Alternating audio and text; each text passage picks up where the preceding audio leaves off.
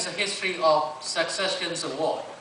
From the coming of Columbus to the War of Independence, to the War of 1812, to the Civil War, to the War of Mexican, the Mexican War, to everything, from right up to the War on Terror. Everything is about colonization, decolonization, and also everything is about political economy. You must understand, you want to understand what's happening in Malaysia, understand political economy. The controlling interests. Who controls what? Who gets what? Who doesn't get what? And why are all these things happening from the point of view of political economy. Change happens, and you must look at it from the point of view of psychology. When change happens, what happens to your brain? Psychologically, some people can be happy with change. Some people can be so depressed with change.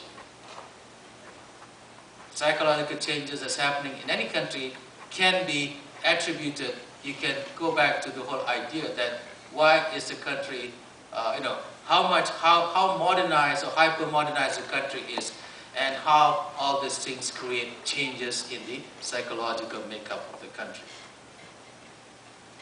Change must be understood from the language of change that is being used. In all this, all political parties talk about change. We must change. Change is now. Change is stability. Anytime the country is in, the countries are never, no nation is ever peaceful. In the history of the world, for example, it is said that the only peaceful time in total the world has is only 275 years. The rest are about change, chaos, complexity, crisis, conflict. So, the language of change also, can be, has permeated not just our consciousness, but also the media has propagated all these things about change. That I don't want to go into the whole idea of the war on terror, and also the semantics of terror vision. You know what that means? No? Okay.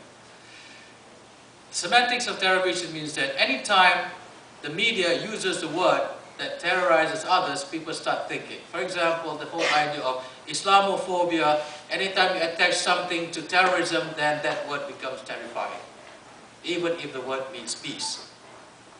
So this you will need to understand also by studying the philosophy of language, and also how language is used to change realities, and also to not just to change reality, but also to create new realities. And we must look at change from the point of view of semiotics, meaning that semiotics is the study of signs, symbols. All of you are creatures of signs and symbols. Whatever that you wear, how you speak, what language you use, and your belief system, all these things are a product of, and has become part of you as a person of semiotics. Again, semiotics is the study of signs, symbols, signifiers, and representation. For example, the symbol M, as you see all over the place. What is it? What is a symbol? McDonald's. Right. Even a child knows the sign McDonald's more than the name of the president of whatever country, because that is the symbol. That has become a powerful symbol of globalization, and that has got to do with how the brain process and been colonized by the symbols. That has become, part of the, again, symbol of globalization. And you can think of so many other things that you can study, and to look at how all these things become dimensions of change.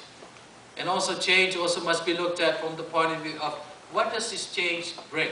From this point to that point, the futuristics of change.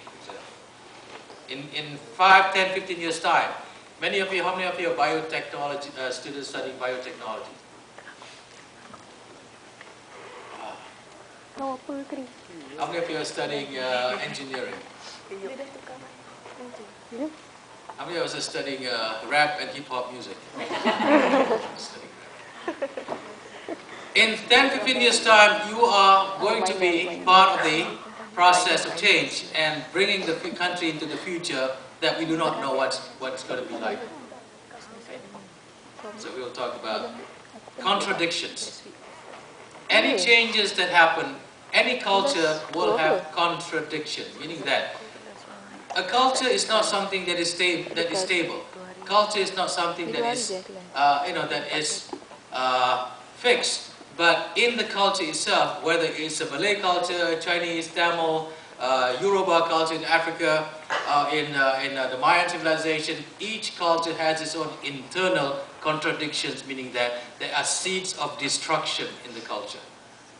And it is the seeds of destruction that will create, but it was help destroy the culture and create new cultures, or maintain the culture, but basically it is not permanent. The only permanent thing, like the Chinese philosopher Lao Tzu says, that the only permanent thing is change. And Lao Tzu said that the moment change happens is when we start carving the stone. You know what that means? It is a metaphor. Metaphor is something that is used to talk about something. Right? For example, Malays have so many metaphors, right? Bagaikan aur dengan tebing, for example. What else? Metaphor. Seperti kera mendapat bunga, for example. Right? You give a monkey a flower of a Valentine, then you're in trouble. Right? And so many metaphors. But as soon as you carve the stone, you turn the stone into something else, into buildings, into architectural installations, into technology, into buildings, into this and that, into Manhattan, then begins the process of destruction of that society. So going back to nature is something that many philosophers say that we have gone too far, that we cannot turn back. Because in the culture itself there are contradictions. Alright, since this talk is about colonialism, and we need to understand what is the anatomy of colonialism. Anatomy is what is the internal dynamics of it. Right? I decided to give you this topic is because I think many of us need to understand not just the history of colonialism in Malaysia, but also to understand what is the process of it, what is it, and how to understand ourselves, how we are colonized, how our communities are colonized, how countries are being colonized by going higher and to think about colonialism itself. This is called metacognition. Metacognition is something going beyond understanding the thinking, but controlling the thinking process itself. So we have to understand anything that we do. We have to understand what the definition is. What is the definition of biotechnology, for example, or what is even the definition of technology itself? Anyone give me the definition of technology? It's a nice time to ask the biotechnology. Yeah, biotechnology. Anyone? What is technology? Where does it come from? What word does it come from? What is science? No. Yes? No. Alright, probably it's too early in the morning to think about, right? Okay.